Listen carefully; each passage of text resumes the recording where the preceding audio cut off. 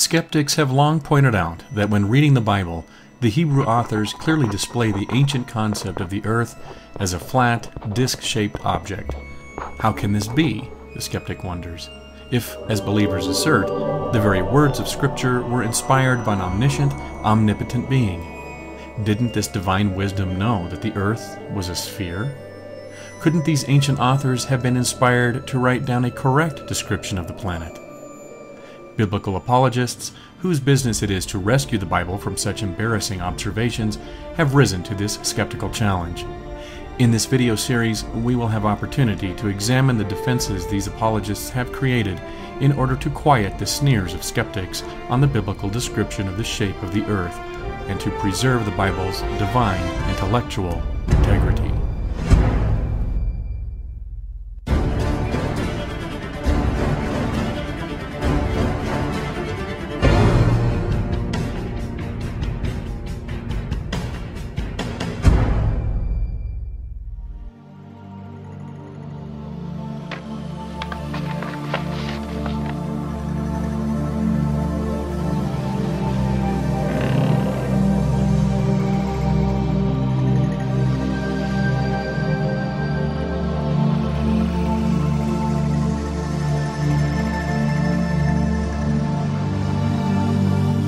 One of the first ways some biblical apologists try to explain away the biblical description of the earth as a flat surface is to object that the ancient writers simply did not have at their disposal an available word from their vocabulary to describe a spherical earth.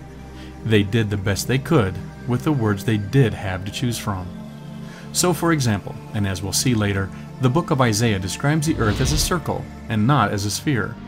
This is so, the apologist argues, because the author of Isaiah did not have a comparable word for globe available to him in the Hebrew vocabulary.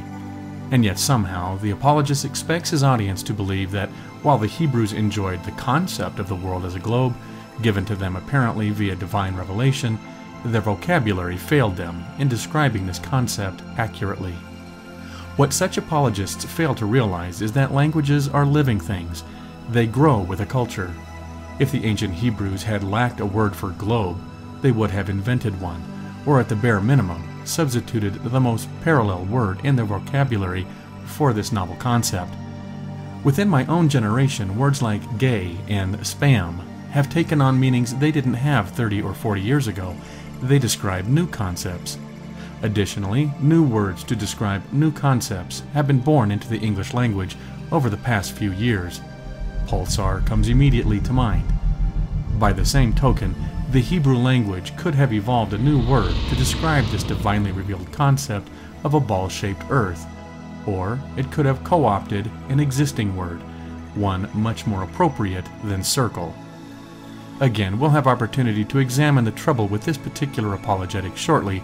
However, suffice it to say, there was absolutely no reason, if the Hebrews understood the earth to be of spherical shape, why they were forced by restrictions in the vocabulary to have called it a circle, with clear connotations that they were referring to a disc-shaped planet.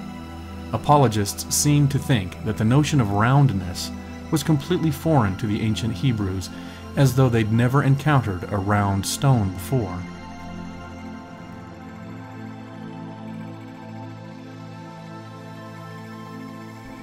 In similar fashion, some apologists will claim that the biblical authors simply used phenomenological language when writing about the earth and heavens. They will claim that this isn't evidence that the Bible is somehow teaching a flat earth and nothing else. When a biblical writer refers to the ends of the earth, for example, they no more mean a literal edge of the planet than when that same phrase is used today. And of course, they argue, we today know the earth is a sphere, and we use that same sort of phenomenological language, so why can't the same be assumed of the biblical writers? But what these apologists fail to understand is that phrases such as ends of the earth come from the literature which influenced our modern language, and arguably the most influential piece of literature for English was the Christian Bible. The Bible gave us these sayings because they were based not just on what the world looked like, phenomenologically, but upon this Hebrew cosmology which took literally what the authors observed. Standing on the earth and looking round about, phenomenologically, the earth looks flat and disc-shaped. This observation was used in the Bible not merely because it was convenient, but because the Hebrew authors thought it was literally true.